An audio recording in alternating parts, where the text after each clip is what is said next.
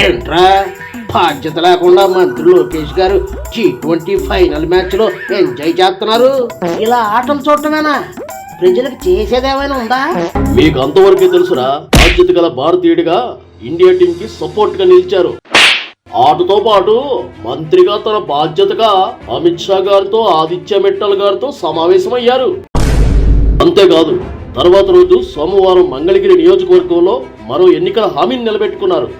తాడేపల్లి పట్టణం సీతారామనగరం మహానాడు వద్ద retaining wall నిర్మాణానికి శంకుస్థాపన చేసి తాడేపల్లి మహానాడు ప్రాంత ప్రజల దశాబ్దాల కలను నెరవేర్చారు.